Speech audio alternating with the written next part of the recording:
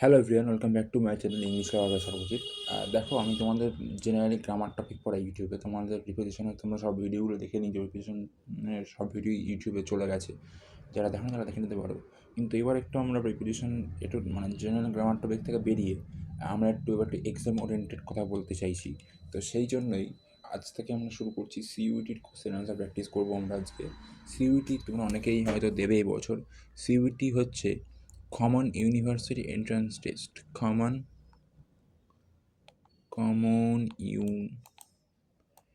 University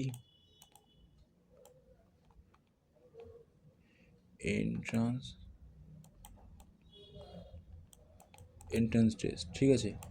তো এটা তোমাদের মে মাসে হয়তো পরীক্ষাটা সম্ভবত হবে। তার জন্য আমরা একটু আজকে দেখবো যে সিইউটি থেকে কী ধরনের প্রশ্ন আসতে পারে আমাদের এক্সামে। তো সিইউটি স্ট্যান্ডার্ড কিছু কোশ্চেন, তো আজকে আমরা একটু দেখে নেবো।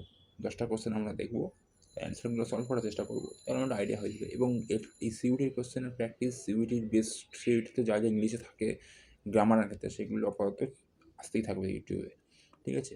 আর অলরেডি তোমরা দেখতে পাবে যে ইউটিউবে আমার একটা কোর্স সেকশন অ্যাড হয়েছে, সেখানে সিইউটির একটা প্লেলিস্ট আমি তৈরি করে ফেলেছি অলরেডি। সেখানে সিইউটিতে যে চ্যাপ্টারগুলো অলরেডি রয়েছে আর যেগুলো আমি কমপ্লিট করিয়েছি, সেই বেসিক পার্টগুলো অলরেডি অ্যাড হয়ে গেছে, ঠিক আছে। তোমরা সেগুলো দেখে নিও। বাদ বাকিটা আমি চেষ্টা করবো তোমাদের পড়ানোর জন্য। যে তোমরা প্লিজ চ্যানেল সাপোর্ট করো, চ্যানেল লাইক করো, সাবস্ক্রাইব করতে বেলাইকন বেশি ক্লিক করে দিও, যাতে ধরনের ভিডিওগুলো তোমরা অবশ্যই পেতে পারো। তো চলো, থ্যাংক ইউ। আর বেশি কথা বলবো না। Keep watching, keep learning.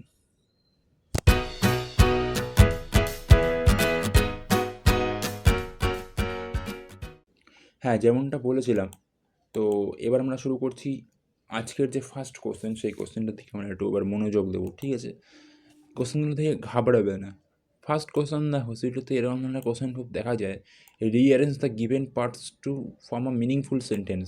তোমাদের কিছু সেন্টেন্সের ভাঙা ভাঙা অংশ অপশান হিসেবে দিয়ে দেওয়া হবে, বলা হবে সেন্টেন্সগুলোকে জুড়তে, ঠিক আছে।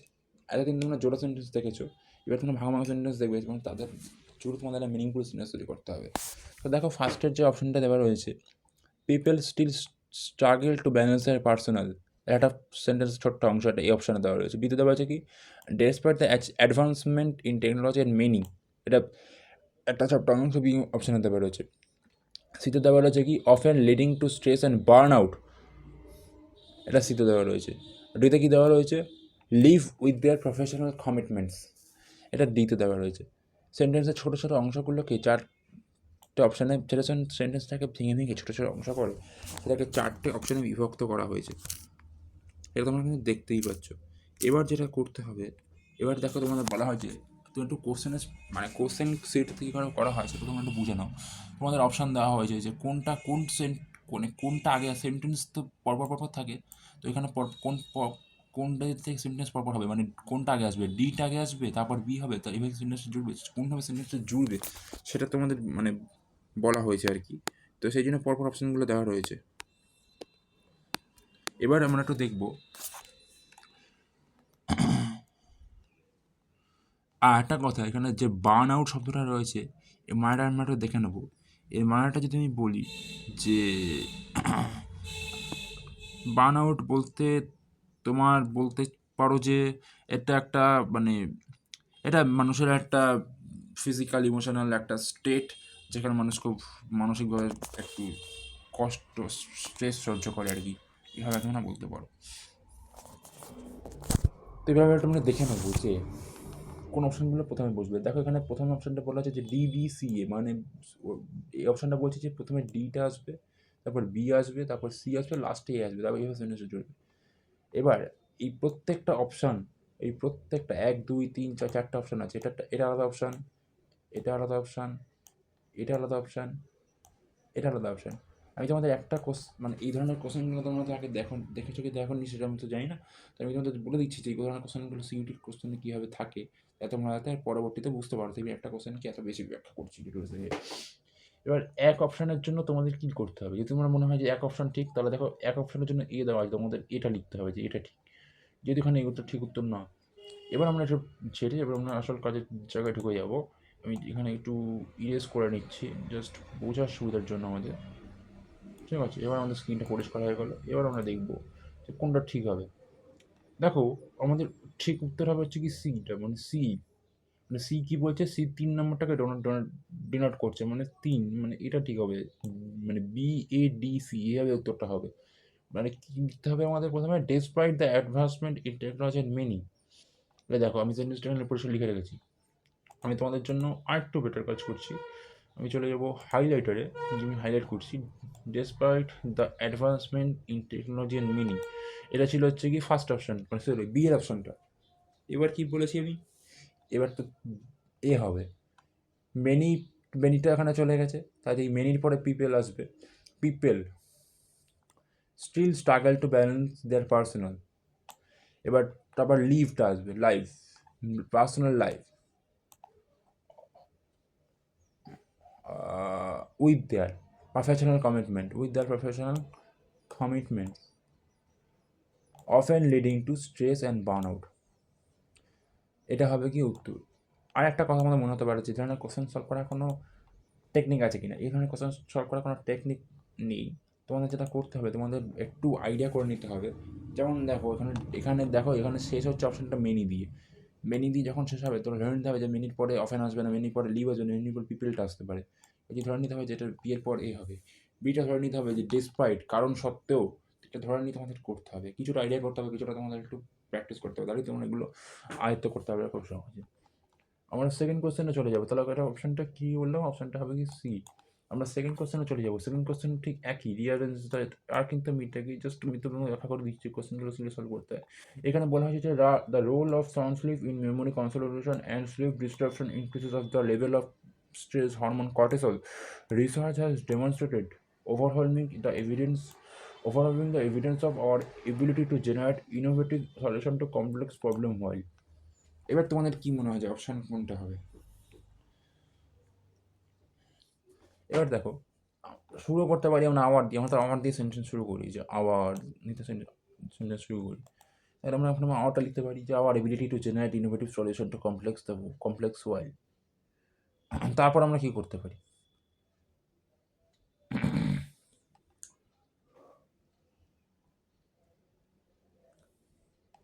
তারপর আমরা কি করতে পারি ব্যাপার, তারপর আমরা যেটা করতে পারি সেটা হচ্ছে আচ্ছা, একটা মিনিট। এখানে কি বলা আছে দেখো, এটা হচ্ছে কি অপশন এ DBCA, এটা হচ্ছে অপশন এ, 2 নম্বরটা CADB, 3টা হচ্ছে গিয়ে CACDB, আরেকটা হচ্ছে কি CADB। আচ্ছা, এটা যেটা হয়েছে সেটা যদি আমি বলি, তাহলে যেটা হবে, কিন্তু এখানে এটা হবে না, ঠিক আছে। মানে 4 নম্বরটা যেহেতু অপশান হবে, তো আমি একটা জাস্ট ভুল বলেছি। একটা মিনিট,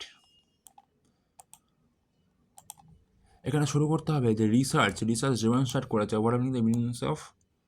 তারপর দেখো দ্য রোল অফের পরে দেখো দ্য রোল, তারপর আসবে গিয়ে consolidation and our ability to generate innovative solution to complex the while sleep disruption increases the level of stress of hormone cortisol। এটাই হবে উত্তরটা হবে, ঠিক আছে। এটা তো ভুল বলেছি আমি, এক্সট্রিমলি সরি। অপশান ডি হবে research and demonstrated overwhelming evidence of the role. Research and demonstrated overwhelming evidence of the role.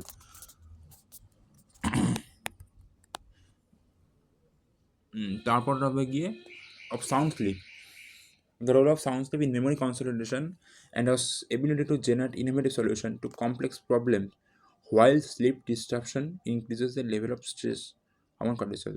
যখন ঘুমের ডিস্টার্ব হয় তখন আমাদের স্ট্রেস হরমোন কর্টিসলটা বেড়ে যায়, এটা খুব খারাপ ব্যাপার, ঠিক আছে। এবার আমাদের যেটা করতে হবে, আমরা থার্ড কোশ্চেনে চলে যাব। তার আগে আমাদের যেটা করতে হবে,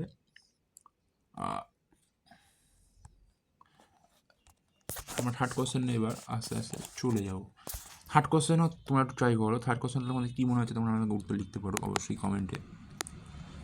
দেখো থার্ড কোশ্চেনটা বলেছে যে রিঅ্যারেঞ্জ,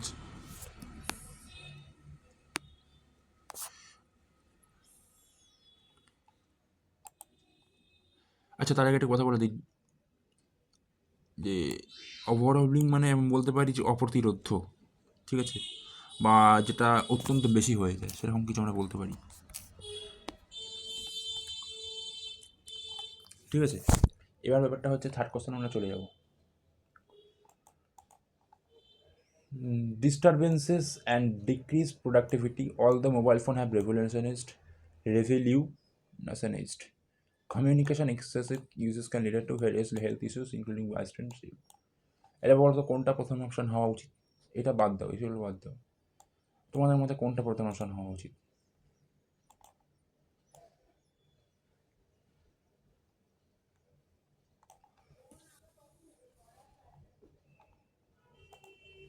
আমি যদি তোমাদের জিজ্ঞেস করি লেজার পয়েন্ট কোথায় গেল,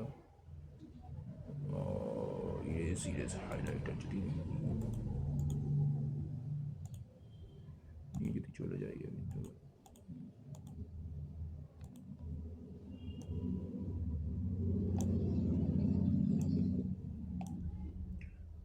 এবার কোনটা হওয়া উচিত তোমরা কে বলতে পারবে?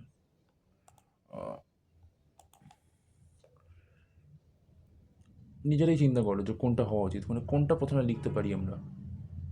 ডিস্টারবেন্স কি প্রথমে লিখি? আমরা লিখি না। অলদোটা হ্যাঁ লিখি।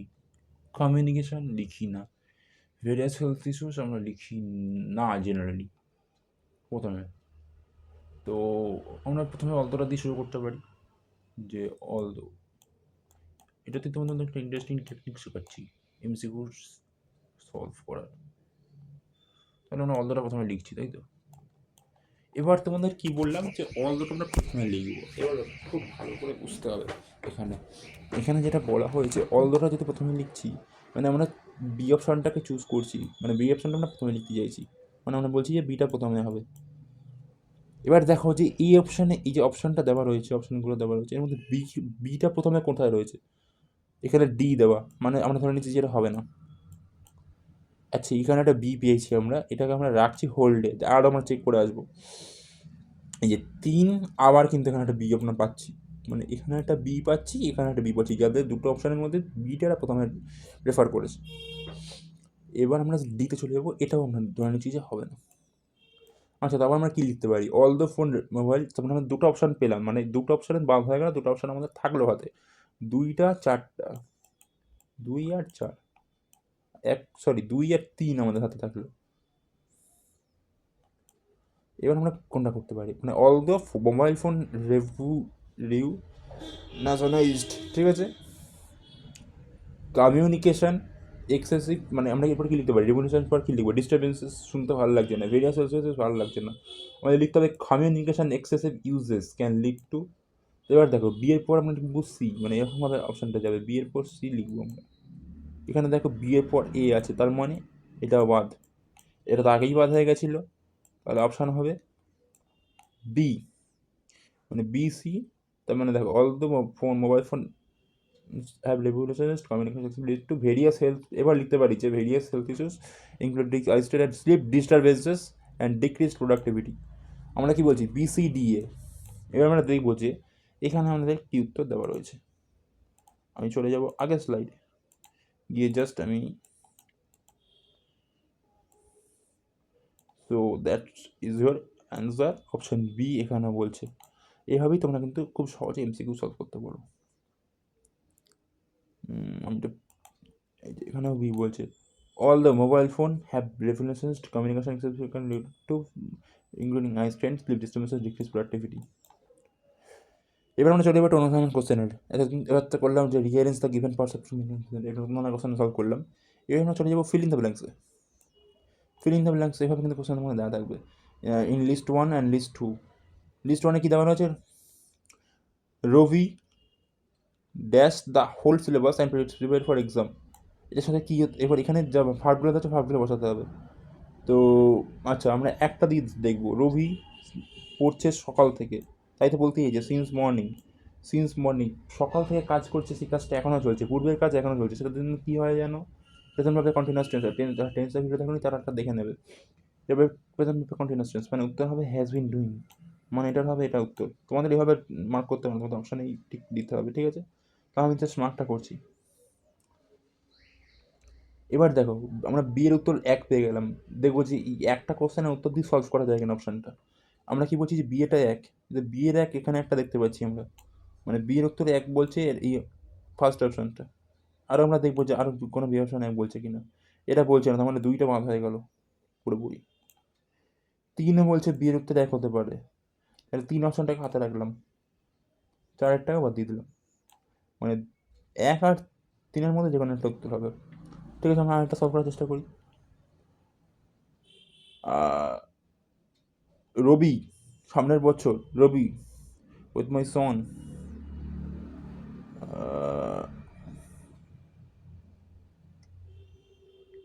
আচ্ছা, রবি সামনের বছর আমার ছেলের সাথে ব্রাজিলে,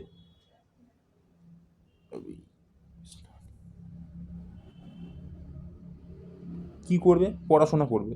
যেহেতু এখানে স্টাডি ভাবটা দেওয়া হয়েছে, ভাবটা কিন্তু এখানে স্টাডি। তো এটার জন্য কি হবে? এটা ফিউচারে কন্টিনিউ, মানে ফিউচারে কাজটা হবে, এটা অপশন।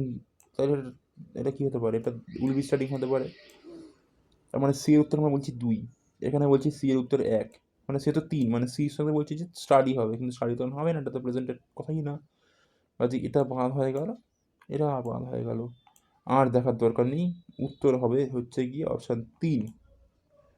তিন মানে বলছে কি সি লিখতে, সি লেখা হয়েছে, তিন মানে সরি, মানে সি এর সাথে দুই হবে, ডি এর সাথে Ravi has no choice but to study infinitive, তাই জন্য এখানে ভার্বের ফার্স্ট ফর্ম আসবে study. In a school close to his house, Ravi has studied the whole syllabus and is prepare for the exam. আগে পড়েছে, তার এফেক্ট এখনও রয়েছে, কাজে এটা উত্তর চার হবে। খুব একটা ইজি কোশ্চেন। চলে যাবো পরের কোশ্চেনে। ফিল ইন দ্য ব্ল্যাঙ্কস, এখানে ওটা দিয়েছে। এখানে আমরা যেটু দেখে নেবো এইগুলো প্রিপোজিশনাল ফ্রেজেরগুলো, ঠিক আছে? প্রিপোজিশনাল ফ্রেজ দিয়ে আমাদের সলভ করতে বলা হয়েছে। এটা তোমাদের আমি বলে দেবো যে কোনটার কী মানে, হয়তো অনেকেই জানো না এটা। প্রথমে মানেগুলো আমরা দেখে নিই। অ্যাট ওয়ান্স মানে হচ্ছে তৎক্ষণাৎ বা একসাথে, একসাথে। আর বাই চান্স হচ্ছে নিজের ইচ্ছায়। অ্যাট দ্য ভেরি লিস্ট হচ্ছে কমপক্ষে অন রিফ্লেকশন হচ্ছে ভেবে দেখার পর, ঠিক আছে? এবার আমরা একটা দিয়ে সলভ করার চেষ্টা করবো আবার, ঠিক আছে?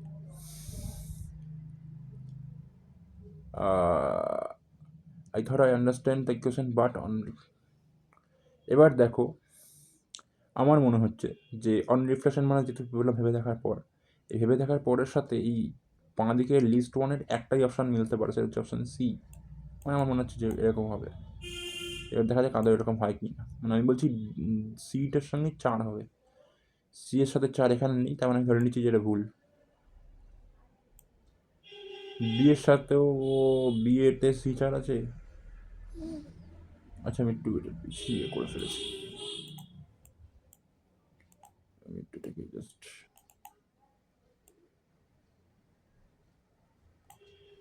সিতে চার না, এটাতেও তাহলে ভুল ধরে নিচ্ছি আমি।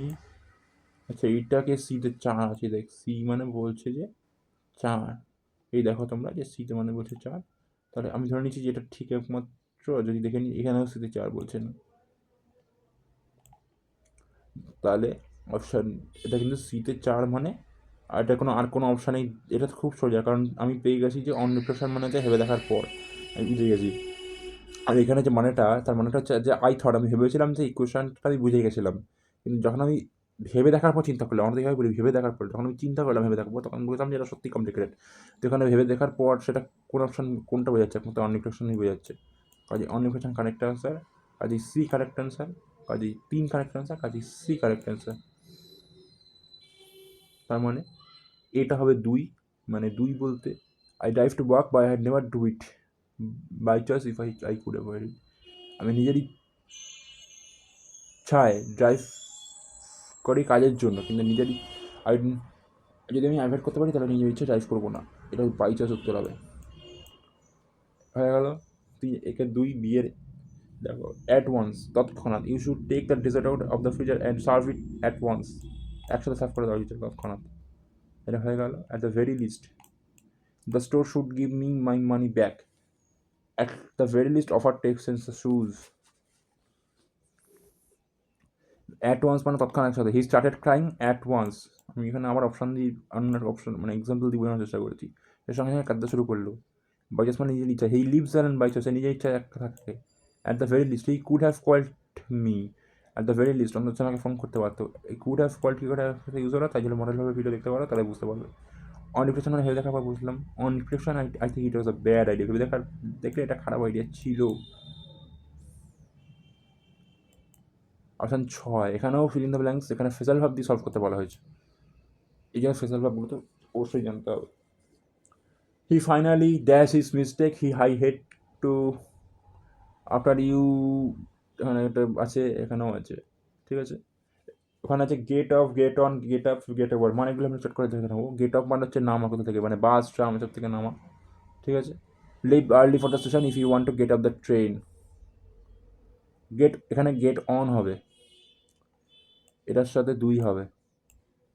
ট্রেনে ওঠার কথা বলা হয়েছে যে if you want to get on the train, মানে after you get off the bus you reach rest. C এর সাথে হবে কি 1, I had to get up so early, তো তাদের একটু অপছন্দ করি। আর he finally get over his mistake, মানে কাটিয়ে উঠলো সে আর কি, ব্যাপারটা এরকম। তাহলে আমি কি বলছি, আমি বলছি এ এর সাথে 4, বি এর সাথে হচ্ছে গিয়ে, আচ্ছা শুধু আমি ডি এর সাথেই 2 ধরে নিচ্ছি, ডি এর সাথে 2, এটা নেই, ধরে নিচ্ছি যেটা ভুল। এখানেও নেই, ধরে নিচ্ছি এটাও ভুল। 3 এর 1, এর 1, এখানেও নেই, ধরে নিচ্ছি এটা ভুল। এই তো ওখানে ডি আছে, ডি মানে 2 বলছে, তার মানে এটাই ঠিক। Leave early for the station if you want to get on the train, এখানে বুঝতে হবে বলেছে যদি যাতে স্টেশনে বেরিয়ে যাও, তাহলে তুমি যদি ট্রেনটা ধরতে চাও, এখানে গেট মানে ট্রেনে ওঠা। After you get off the bus, তুমি এখন বাস থেকে নামবে, তুমি তোমার 5 মিনিটে বুঝে যাবে। I had to get up মানে তাদের উঠতে পছন্দ করি, আর he finally get over his mistake, সে তো মিস্টেক বুঝছে, মানে কাটিয়ে উঠলো আর কি। আমি এখানে তাহলে 4 উত্তর হচ্ছে, 4 মানে ডিটাই কারেক্ট অ্যান্সার। গেট অফ মানে হচ্ছে নামা কোনো কিছু থেকে বা দূরে সরে যাওয়া, সে গট অফ দ্য বাস, বাস থেকে নামলো। এটা একটু মানে বুঝতে অসুবিধা হতে পারে কারেক্টার জন্য, আমি একটু জাস্ট একটু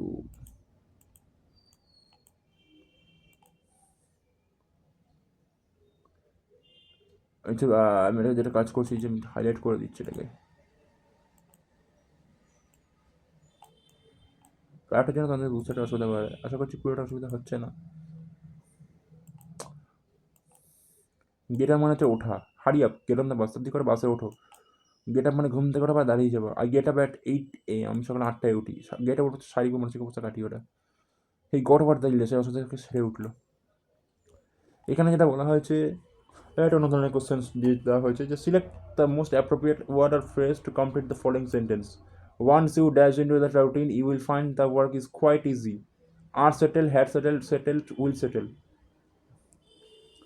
এটা উত্তর হবে আর সেটেল। কী করে হবে সেটা পরে বলছি, এটার জন্য আমি টাইম নষ্ট করছি না, কারণ এটা তোমরা অনেকেই জানো না নিয়মটা, হয়তো বা জানতেই পারো, জানলে বললাম আগে।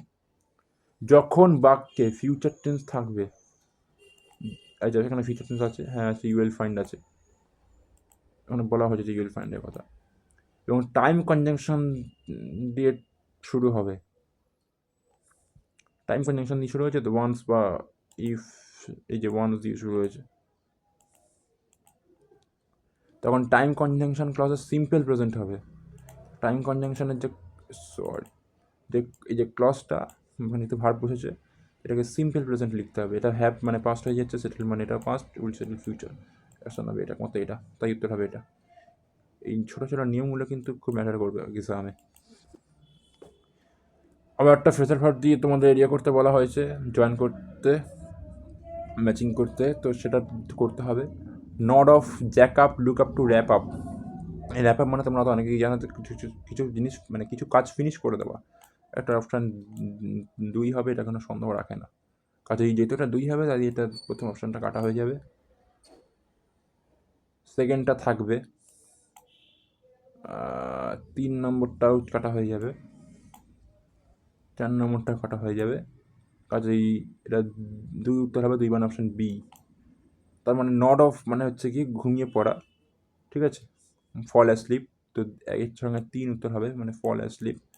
জ্যাক আপ মানে কোনো কিছুর প্রাইস বাড়িয়ে দেবো হঠাৎ করে, এক লুক আপ টু মানে হচ্ছে রেসপেক্ট বা সম্মান করার মানুষকে, ঠিক আছে।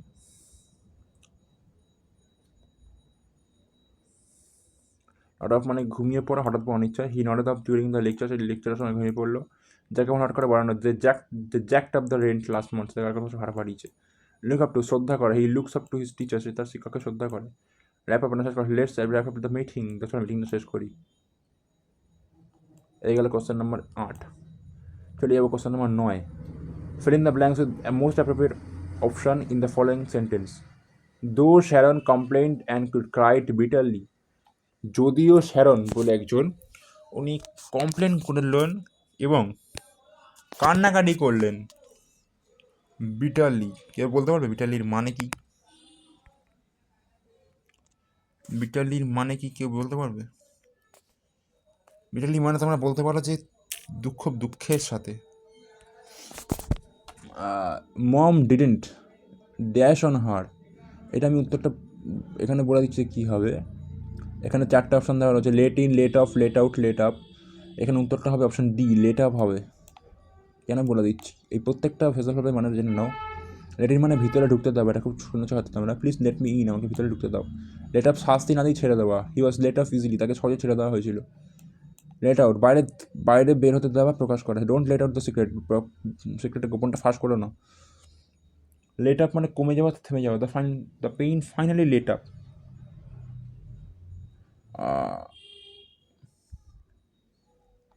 একটাকে পেন করে দাও, the pen finally let up.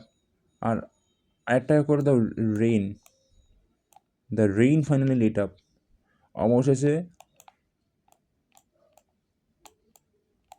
অবশেষে বৃষ্টি, কারণ এটা পেনের ক্ষেত্রে ইউজ হয় আর ওয়েদারের ক্ষেত্রে ইউজ হয়। অবশেষে বৃষ্টি কমেছে।